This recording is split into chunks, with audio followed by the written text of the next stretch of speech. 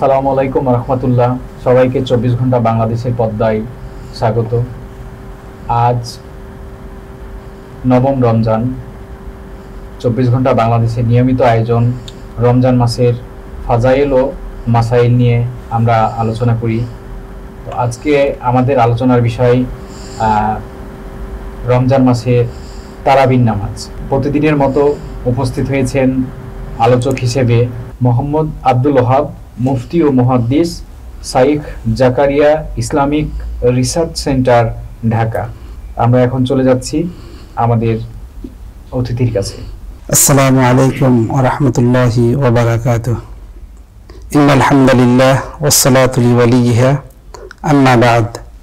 ফাআউযু বিল্লাহি মিনাশ শাইতানির রাজীম। বিসমিল্লাহির রহমানির রহিম। শাহরু রমাদানাল্লাযী উনজিলা ফীহিল কুরআন হুদাল লিন-নাসি ওয়া বায়্যিনাতিন মিনাল হুদা ওয়াল ফুরকান ফামান শাহিদা মিনকুমুশ শাহরা ফালইয়াসুমহু। সাদাকাল্লাহুল আলিয়্যুল আযীম।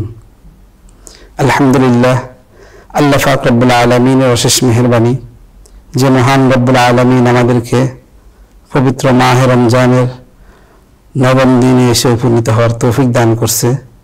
আল্লাহ তাআলার শুকরিয়া আদায় করি আলহামদুলিল্লাহ। আমাদের প্রতিদিনের আয়োজন রমজানের ফাজাইল ও মাসাইল নামক অনুষ্ঠানের আজকে আমাদের আলোচ্য বিষয় নির্ধারণ করা হয়েছে সালাতুত তারাবিহ। তো আমরা 24 ঘন্টা বাংলাদেশের পক্ষ থেকে আপনাদের মাঝে আজকে আমরা আলোচনা করব সালাতুত তারাবিহ সম্পর্কে, সালাতুত তারাবির ফাজাইল এবং মাসাইল সম্পর্কে। মুহতারাম হাজিরিন, সম্মানিত দর্শকবৃন্দ, আল্লাহ পাক রব্বুল আলামিন পবিত্র মাহে রমজানে আমাদের জন্য বারাকা রেখেছেন, মাগফিরাত রেখেছেন, নাজাত রেখেছেন। আল্লাহ পাক রব্বুল আলামিন যেন আমাদেরকে পরিপূর্ণভাবে সেই বারাকা, রহমত, মাগফিরাত অর্জন করার তৌফিক দান করেন। আমরা সবাই আল্লাহর কাছে সেই দোয়া কামনা করব।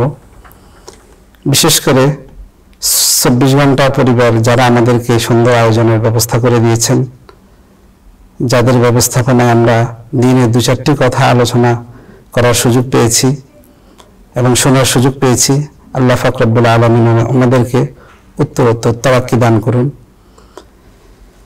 সম্মানিত দর্শকবৃন্দ, আল্লাহ পাক রব্বুল আলামিন রমজান মাসে আমাদের উপর রোজাকে ফরজ করেছেন।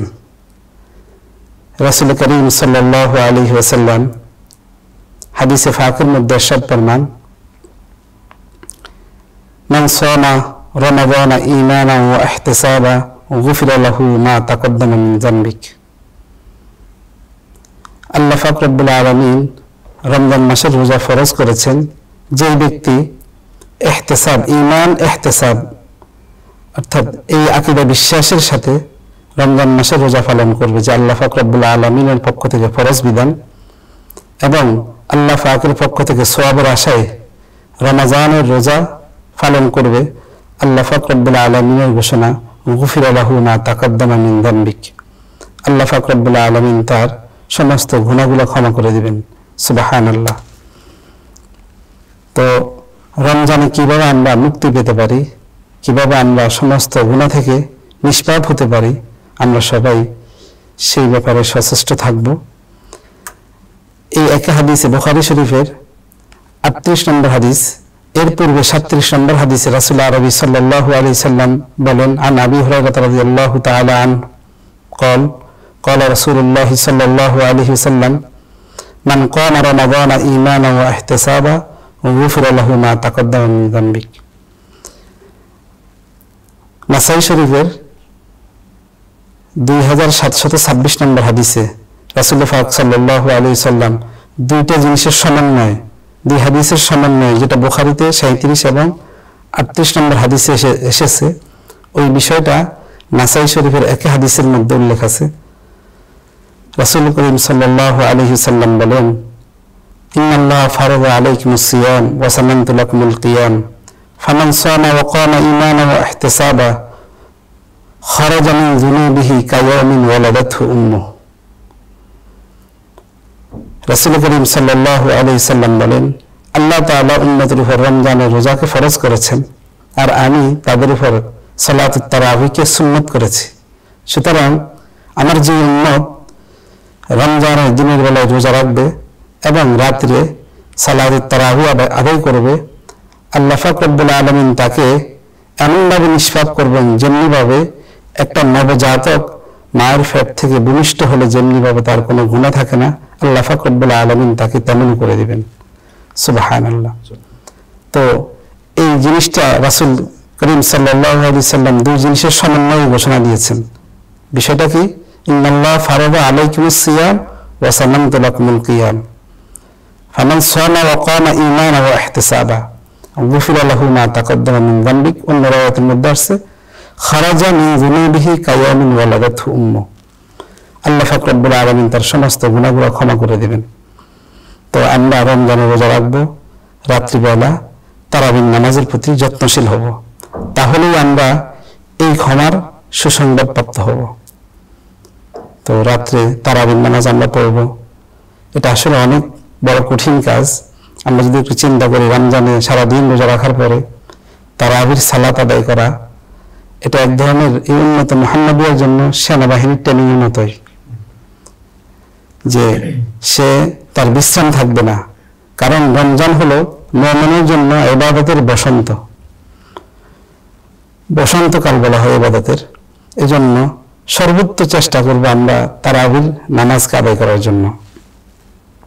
এখন আমাদের সমাজে অনেকে বলে থাকেন আমরা তারাবি কয় রাকাত পড়ব। বিতর্ক আছে আমাদের সমাজে, তারাবিকে 8 রাকাত পড়বো না 10 রাকাত পড়বো না 20 রাকাত পড়বো। আমরা যেটা ধারাবাহিকভাবে জেনে আসছি, রাসূল করিম সাল্লাল্লাহু আলাইহি ওয়াসাল্লাম ইরশাদ ফরমান, হযরত ইবনে আব্বাস রাদিয়াল্লাহু তাআলা আনহু সূত্রে বর্ণিত, আন ইবনে আব্বাস রাদিয়াল্লাহু তাআলা আনহু ইন্না রাসূলুল্লাহ সাল্লাল্লাহু আলাইহি ওয়াসাল্লাম কানা ইউসাল্লি ফি রমাদান 20 রাকাতান ওয়াল বিত্র। মুসান্নাফ ইবনে আবি শাইবা 2 নম্বর খণ্ড 288 নম্বর পৃষ্ঠায় এই হাদিসটি উল্লেখ আছে। এই হাদিসের মধ্যে আমরা দেখতে পাই রাসূল সাল্লাল্লাহু আলাইহি ইবনে আব্বাস রাদিয়াল্লাহু তাআলা আনহু সূত্রে বর্ণিত, রাসূল সাল্লাল্লাহু আলাইহি সাল্লাম 20 রাকাত তারাবির সালাত আদায় করেছেন। এখন প্রশ্ন হলো, রাসূল সাল্লাল্লাহু আলাইহি সাল্লাম 20 রাকাত তারাবির সালাত আদায় করেছেন। অনেক সাহাবায়ে কেরাম থেকে এটাও পাওয়া যায় রাসূল সাল্লাল্লাহু আলাইহি সাল্লাম রমজানে 38 রাকাত পর্যন্ত তারাবির সালাত আদায় করেছেন। অধিকাংশ সাহাবায়ে কেরামের কথা হলো রাসূল সাল্লাল্লাহু আলাইহি সাল্লাম 20 রাকাত আদায় করেছেন, আবার বিতরের নামাজ পড়ছেন। তো বুখারী শরীফে আম্মা জান আয়েশা রাদিয়াল্লাহু তাআলা আনহা থেকে যে রাওয়ায়াতটা পাওয়া যায় 8 রাকাত, আম্মা জান আয়েশা রাদিয়াল্লাহু তাআলা আনহা রাসূলের আমল বর্ণনা করতে যেয়ে বলেছেন, রমজানের আগে এবং পরে আল্লাহ রাসূল সবসময় 8 রাকাত পড়তেন। তো উলামায়ে কেরাম বলেন এটা হলো তাহাজ্জুদের নামাজ। রাসূল সবসময় 8 রাকাতের আমল করতেন। আর রমজানের বিশেষ আমল হলো সালাতুত তারাবি, যেটা রাসূল সাল্লাল্লাহু আলাইহি সাল্লাম অধিকাংশ সময় 20 রাকাত পড়তেন। এবং দেখেন, উম্মার মাঝে যদি কোনো জিনিস নিয়ে বিতর্ক হয়, রাসূলের কোনো আমল নিয়ে, তখন আমরা দেখব সাহাবায়ে কেরাম কি আমল করেছেন। আমরা দেখি রাসূল সাল্লাল্লাহু আলাইহি সাল্লামের সাহাবায়ে কেরামের মধ্যে সবচেয়ে টপ লেভেলের যে 4 জন সাহাবী বলা হয়, খুলাফায়ে রাশিদিন, হযরত আবু বকর সিদ্দিক রাদিয়াল্লাহু তাআলা আনহু, হযরত ওমর ফারুক রাদিয়াল্লাহু তাআলা আনহু, হযরত ওসমান রাদিয়াল্লাহু তাআলা আনহু, হযরত আলী রাদিয়াল্লাহু তাআলা আনহু, ওনাদের আমল থেকে পাওয়া যায় ওনারা 20 রাকাত তারাবির সালাত আদায় করতেন। তো এখন যদি আমরা বলি আমরা 20 রাকাত সালাত কেন আদায় করবো, ওমর রাদিয়াল্লাহু পড়ছেন, আবু বকর পড়ছেন, আলী পড়ছেন, ওসমান পড়ছেন, এই কথা সুস্পষ্ট যে ওনারা রাসূলকে দেখা ছাড়া এভাবে পড়েন না, অবশ্য ওনারা রাসূলকে দেখেছেন, এই জন্যই ওনারা তারাবির সালাত 20 রাকাত আদায় করেছেন। এখানে আরেকটা জিনিস আমাদের ক্লিয়ার হওয়া দরকার, আমরা শরীয়তের কোনো বিষয় নিয়ে বাড়াবাড়ি এবং ছাড়াছাড়িতে না যাই। যেখানে শরীয়ত আমাদেরকে যতটুকু বলেছে আমরা ততটুকু আমল করার চেষ্টা করব।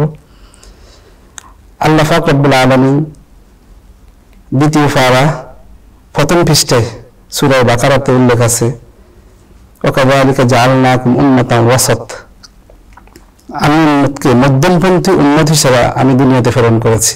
এই উম্মতের কাজ হবে কি, তারা শরীয়তের মধ্যে বাড়াবাড়ি করবে না, ছাড়াছাড়ি করবে না। শরীয়ত যতটুকু আমাদেরকে বলে ততটুকু আমরা ফলো করব। এখন আমরা শরীয়ত পাবো কার থেকে? সাহাবায়ে কেরামদের থেকে। কারণ সাহাবায়ে কেরাম ছিলেন রাসূল সাল্লাল্লাহু আলাইহি সাল্লামকে সরাসরি দেখেছেন এবং রাসূল থেকে সরাসরি ওনারা আমল করেছেন। রাসূল, আমরা যদি মোটা দাগে বলি, হাদিসের মধ্যে পাওয়া যায়, বিভিন্ন রওয়ায়াতের মধ্যে পাওয়া যায়, রাসূল সাল্লাল্লাহু আলাইহি সাল্লাম জীবনে মাত্র কয়েকবার জামাতের সাথে তারাবির নামাজ পড়েছেন, কয়েকদিন মাত্র, ধারাবাহিক পড়েন নাই। রাসূল সাল্লাল্লাহু আলাইহি সাল্লাম যখন তারাবির সালাত আদায় করতেছিলেন, সাহাবায়ে কেরাম, কিছু সাহাবায়ে কেরাম দেখছেন যে রাসূলের সাথে শরীক হয়ে গেছেন জামাতে। রাসূল সাল্লাল্লাহু আলাইহি সাল্লাম ওনাদের সাথে, সাহাবায়ে কেরামের সাথে কয়েকদিন আদায় করার পরে যখন দেখতেছে সাহাবায়ে কেরামের জামাত বেড়ে যাচ্ছে, দিন দিন অনেক বড় হয়ে যাচ্ছে জামাত, রাসূল সাল্লাল্লাহু আলাইহি সাল্লাম তখন আর এই জামাত ছেড়ে দিয়েছেন। কেন?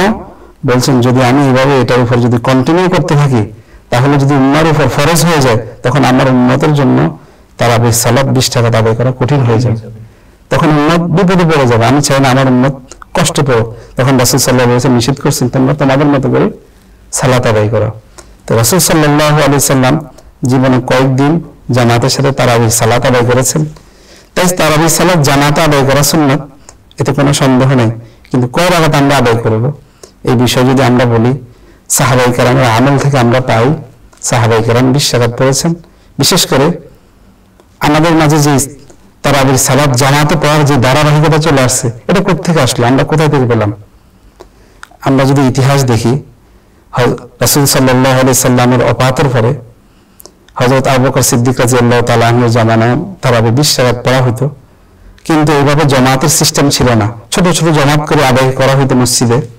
কিন্তু হযরত ওমর ফারুক রাদিয়াল্লাহু তাআলা আনহুর খেলাফতের জামানার মধ্যে আমরা বুখারীতে 2010 নম্বর হাদিসে যেটা আমরা পাই, হযরত ওমর ফারুক রাদিয়াল্লাহু তাআলা, যার সারমর্ম হচ্ছে ওমর ফারুক রাদিয়াল্লাহু তাআলা আনহুর জামানায় উনি যখন দেখছেন মসজিদে নববীতে ছোট্ট ছোট্ট জামাত করে অনেকগুলো জামাত একসাথে নামাজ পড়তেছে, উনি দেখছেন বিষয়টা সুন্দর লাগছে না।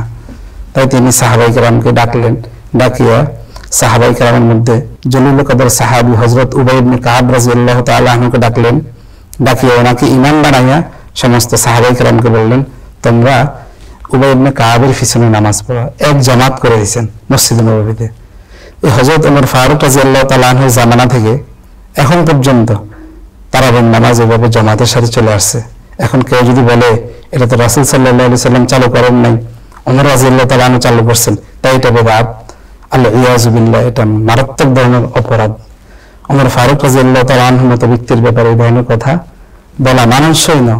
কারণ ওনারা ছিলেন উম্মার এই ফেশওয়া, উম্মাহ ওনাদেরকে অনুসরণ করবেন। রাসূল সাল্লাল্লাহু আলাইহি সাল্লাম বলছেন, সাতাফতারিকু উম্মতি আলা 73 ফিরকা কুল্লুহুম ফিন্নার ইল্লা মিল্লাতান ওয়াহিদা কিলা মান হিয়া ইয়া রাসূলুল্লাহ ক্বালা মা আনা আলাইহি ওয়া আসহাবি।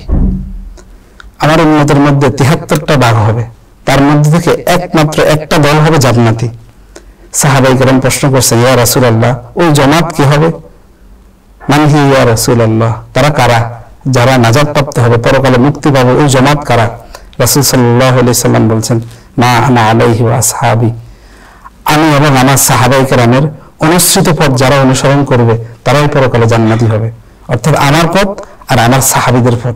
তো সাহাবায়ে কেরামের মধ্যে টপ লেভেলে হলেন হযরত ওমর, উসমান, আলী রাদিয়াল্লাহু তাআলা আনহু। এখন আমরা যদি বলি ওনারা এটা শুরু করছেন, এটা মানা যাবে না, তাহলে এটা অনেক ধরনের বড় মারাত্মক বেয়াদবিমূলক কথা। আল্লাহ তাআলা আমাদেরকে এই ধরনের কথা বলা থেকে হেফাজত করুন। এজন্য তারাবির নামাজ এটা উম্মতে মুসলিমের জন্য আল্লাহর নবী ঐচ্ছিক রেখেছেন, এটাকে আবশ্যক করেন, এটা সুন্নাহ। রমজানে ইবাদতের মাস, যারা আমরা ইবাদত করতে ইচ্ছুক আমরা 20 রাকাত তারাবি পড়ার চেষ্টা করব। সাহাবায়ে কেরাম, আল্লাহর রাসূল আরো বেশি পড়ছেন, সেটাও প্রমাণ আছে। সুতরাং আমরা 20 রাকাত পড়ার চেষ্টা করব। আমরা যদি কেউ নিতান্ত নাই পারি, কম পড়লাম, কিন্তু এটা পড়ার কখনো চেষ্টা করব না যে তারাবির নামাজ 20 রাকাত বিদআত, এটা ওমর রাদিয়াল্লাহু তাআলা চালু করেছেন।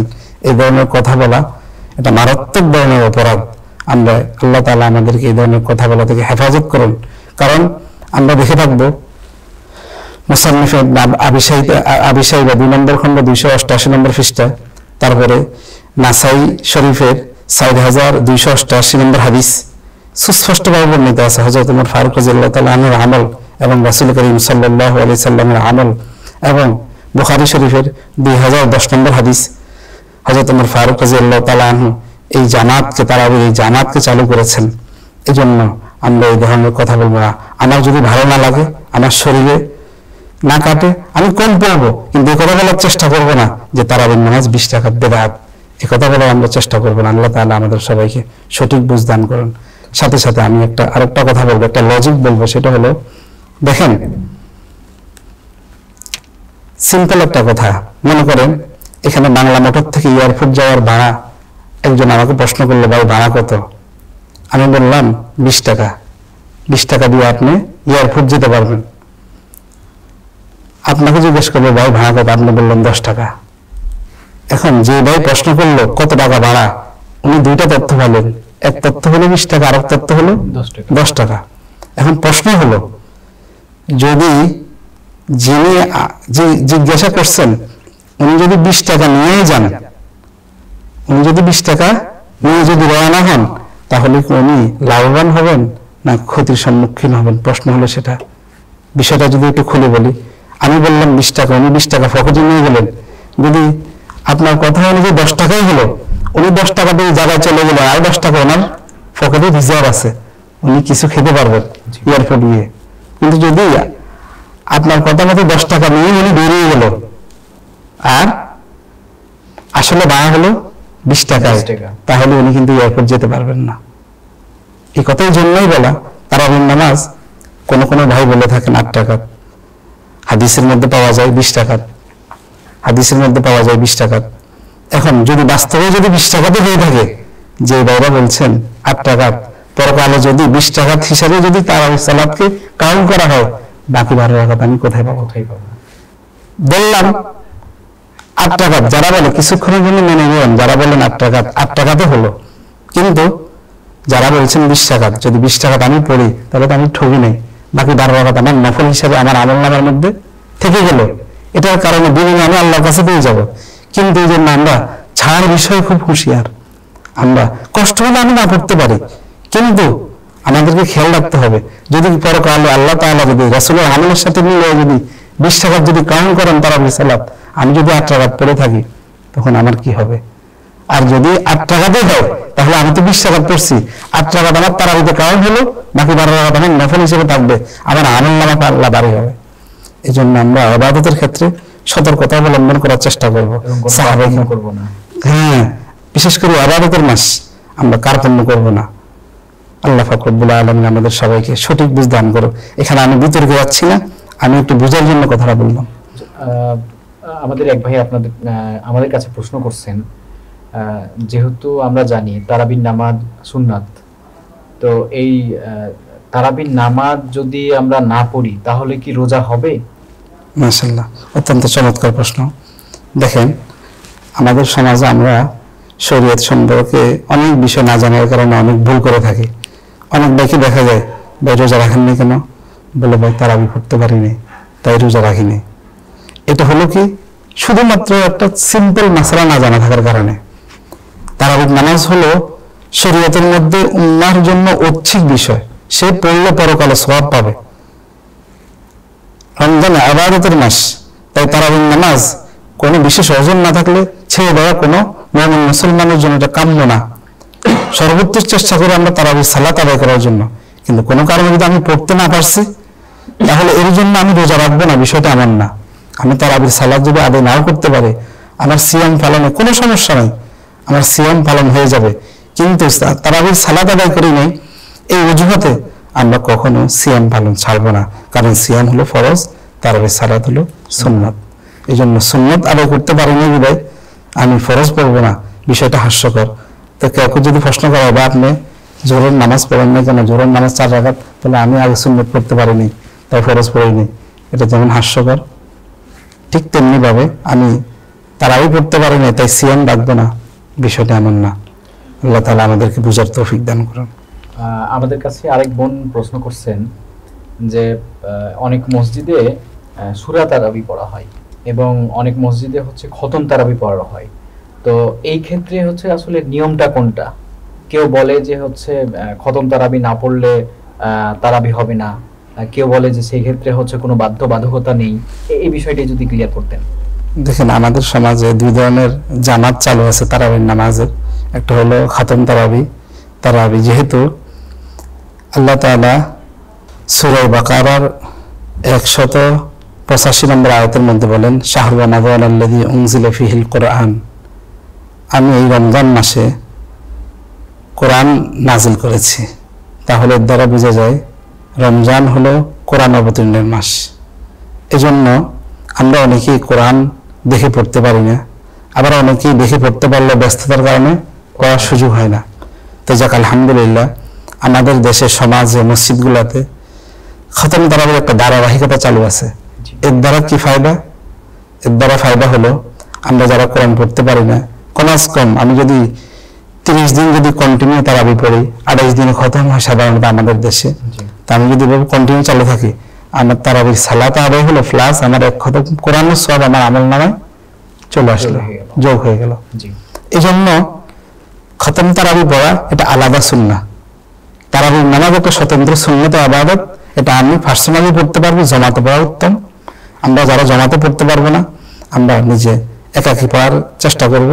কিন্তু যারা শরীরে বল আছে, মানে হিম্মত আছে, আমরা খতম তারাবি পড়ার চেষ্টা করবো। এতে হবে কি, আমার তারাবির সালাত আদায় হবে, সাথে সাথে আমার কোরআন খতমের সওয়াব আমার আমলনামায় চলে আসবে।